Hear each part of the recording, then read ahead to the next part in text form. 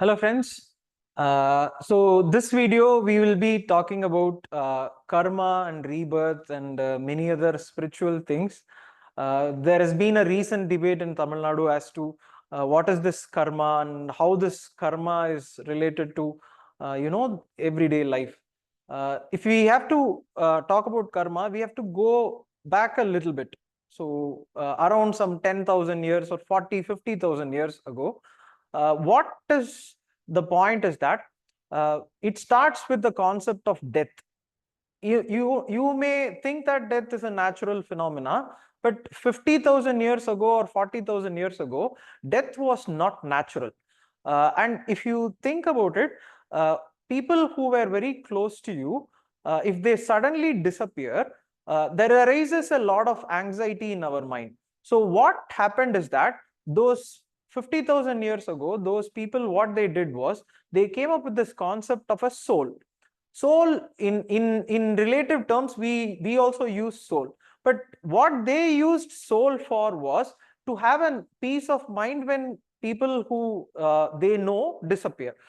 And this is the start in which or this is the worship that, if you think about it, many of the tribes in India, they worship ancestors, and many of the small deities which are there in villages, they worship their ancestors. That is primarily because of this. People who were close to us, suddenly when they disappear, we have worshipped them for a very long time. And this is the start of this concept of soul.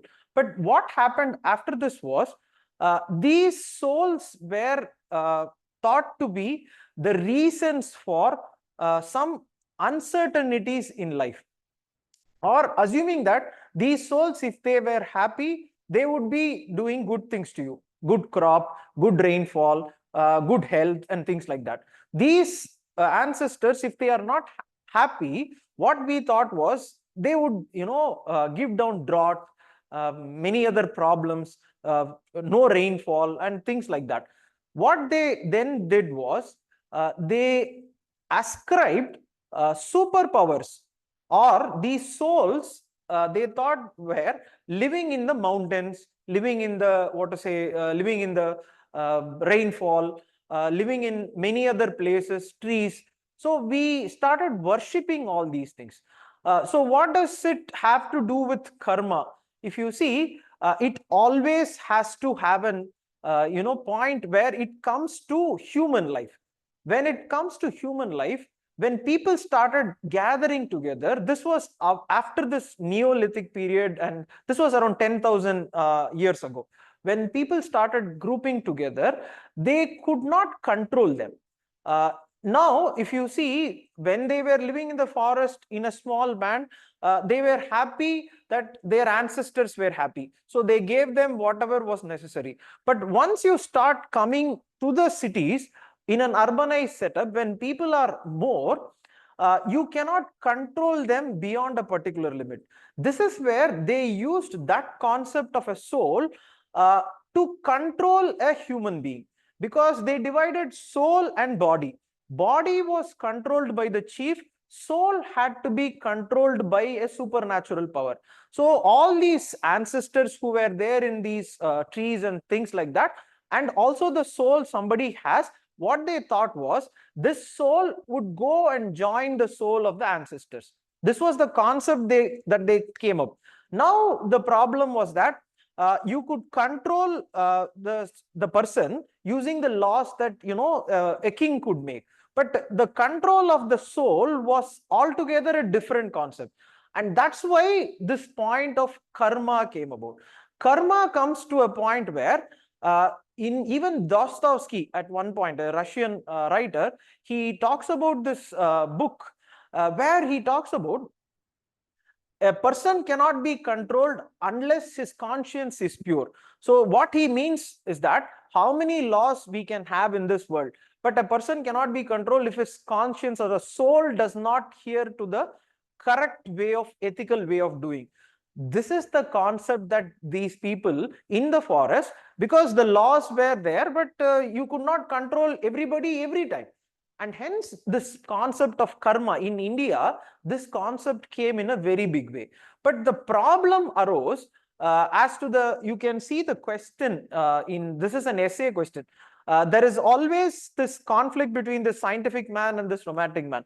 But now, if you see how this karma would, pan out in India, is that they used this for, as social order which India has, which is the caste system. So what they termed this point of departure was, it was there for self-control. But what they took it as was to control the society.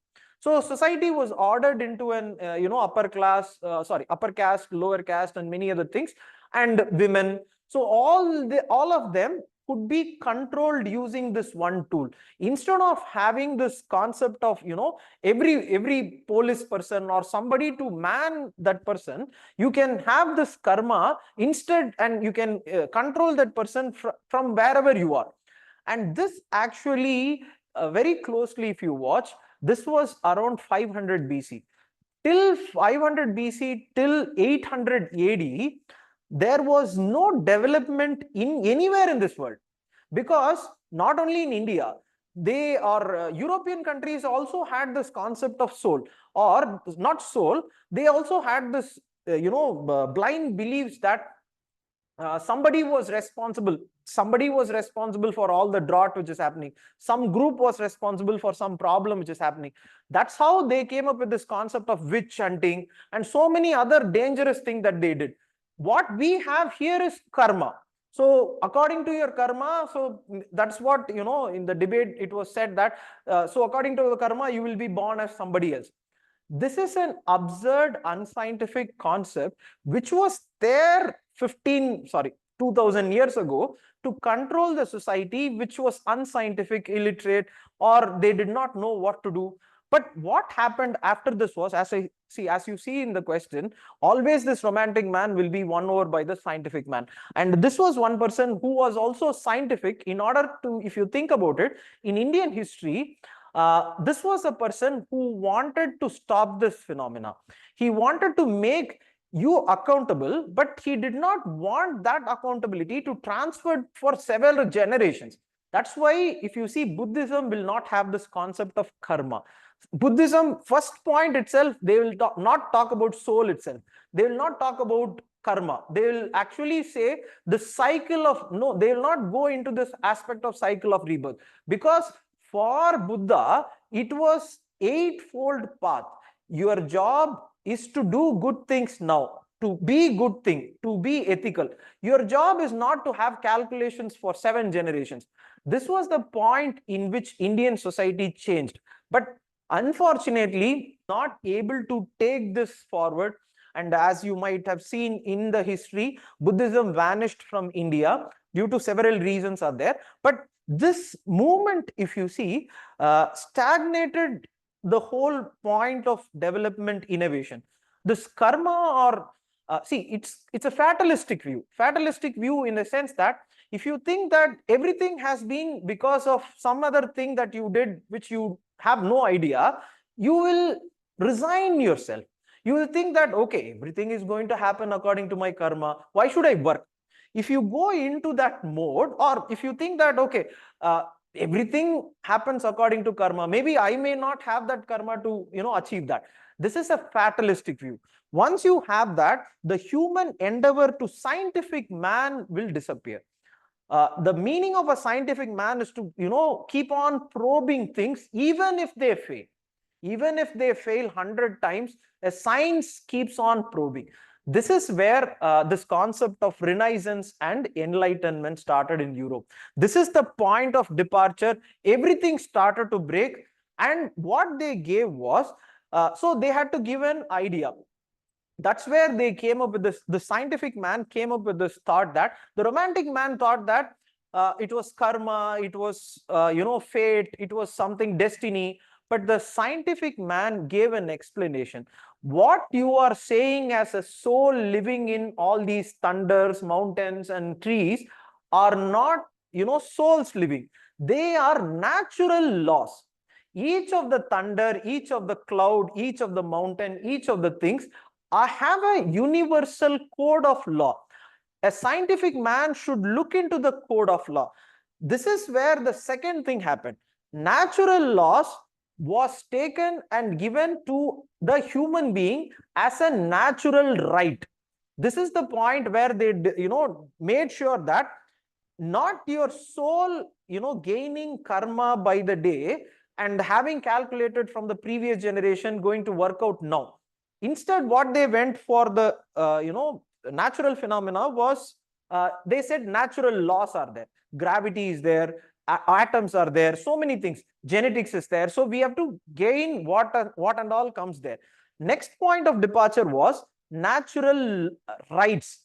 This is the point where they diverged and made you accountable for your actions for this point of life, not for eternity. See, you are not doomed for eternity for something which you do. Even, for example, the law says, article, I think I forgot the article.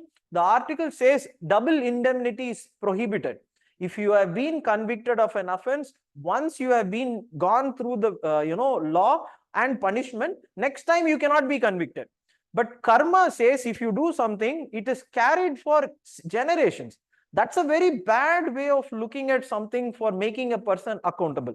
These two things are the means through which this scientific man actually won over the, the romantic man. This is a debate which has been there in recent times about this karma rebirth. Karma rebirth may sound, as a spiritual kind of thing, but if you look closely, it was for a social order. But spirituality, if you see, what is this spirituality that everyone keeps talking about, spirituality is that, this. But spirituality is directly given in this Upanishad, or what Buddha said. Aham Brahmasmi is there. So Buddha was also accepting this fact of, Upanishad. Aham Brahmasmi is the meaning is that everyone is a mere reflection of an universal soul.